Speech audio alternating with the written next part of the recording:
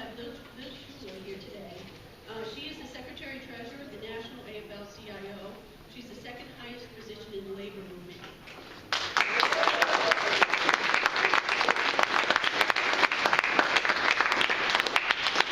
She's not only the first woman elected as the Federation's Secretary-Treasurer, she also holds the distinction of being the youngest officer ever to sit in the Federation Executive Council.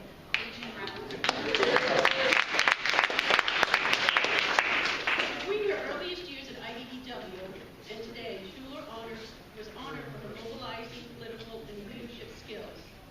She has served in IDEW with the International Brotherhood of Electrical Workers, Local 125's legislative and political director for nearly 5 years.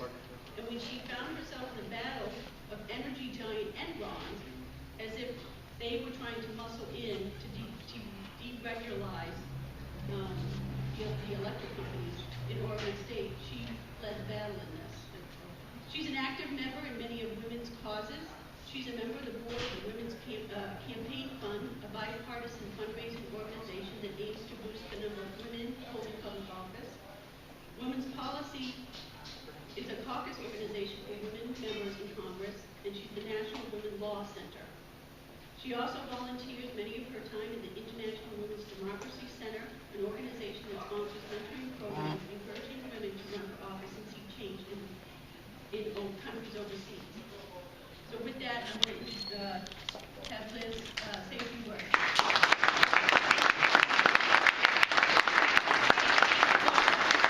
Thank you all for your leadership also here in the state, and newly elected Secretary-Treasurer of our state AFL-CIO here in Canada.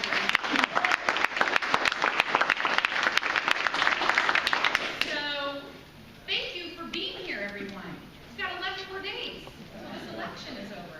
And I found it highly ironic that we're having a women's meeting in the Elks Lodge, but the Elks are looking down on us, and they want to participate too.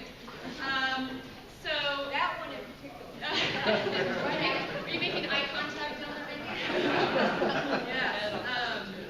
So I was really excited to be here, and I've been actually traveling throughout the state today. I was in Maine yesterday, and I encountered so many women on the campaign trail that, you know, a lot of these women's issues aren't being covered as much as they should be, I think, in this campaign. And so that's why we wanted to be here tonight and have this speak out with all of you. So we want to save time for everyone in the audience to actually make this interactive. I want to thank Randy for being here, of course, who's on our AFL-CIO Executive Council. We've got a number of elected officials in the audience I think will be recognized in a minute, but also just want to thank everyone here. So the other day I was laughing because there was a news article that had an interesting statistic in it. It said that women's issues are shaping up as the second biggest issue among voters this year. And I thought, behind the economy, I guess they said, and I was like, second to the economy? Are they separate? Women's issues and economic issues, right? They're actually the same thing. And I think we are the economy, and women's issues are the economy. Family is the economy, and every single day, women are struggling in this economy.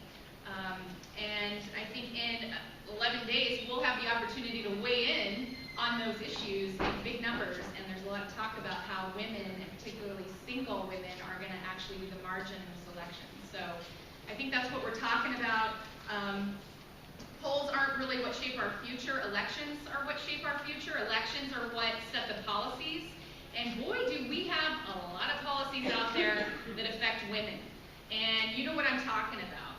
Women still make, we're at 77 or 78, some say, cents on the dollar, right, to a man's dollar in this economy. And that is a shame that at this point in 2014, we're still talking about this. Are you with me? Yeah. Yes. And I think that accumulates to like $400,000 in a woman's lifetime, that difference. It's crazy. We're at minimum wage. You've heard this stat before. 2/3 of minimum wage workers are women.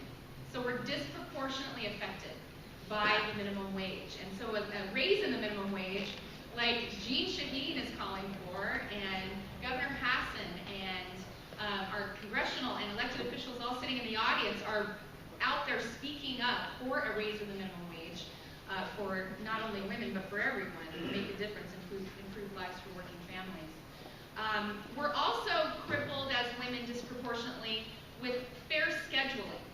And I know many of you probably either yourselves or know someone who is working a job where you often get no notice on the hours that you're going to be working, sometimes 24 to 48 hours ahead of time.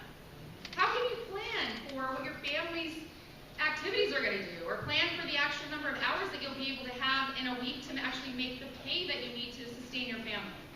So we're fighting for fair scheduling for the schedules that work out in Washington, and that's why we also need Jean Shaheen, Senator Shaheen, to be there to help vote for that, and Congresswoman Custer and Congresswoman Carol Shea Porter. So we also know that paid leave, whether it's paid family leave, paid sick leave, critical issue, not just on its face, but as an economic issue. It's a wage issue. People depend on these paid sick days to actually make it, and most people don't have them. 40%, I believe, of private sector workers are without, or it's 40 million, I'm sorry, 40 million private sector workers don't have paid sick days. Can you imagine, and especially in the restaurant industry, where people have to come to work sick or they get fired, so they're serving our food while they're sick?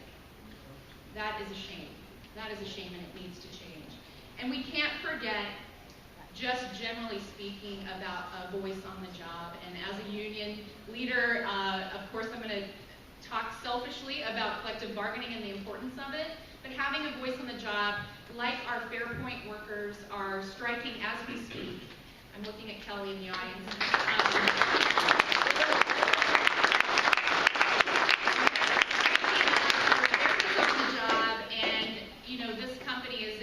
What's happening across the country generally, where corporations are putting profits before people, and it's just not right. It's just not right. So we are standing up, and we've got 11 days left, and I know you're going to hear this ad nauseum from all of us, but it is that important because this election is all about turnout, and we need every single vote out there, and as women especially, we love you men, and thank you for being here tonight as well for the Women Speak Out.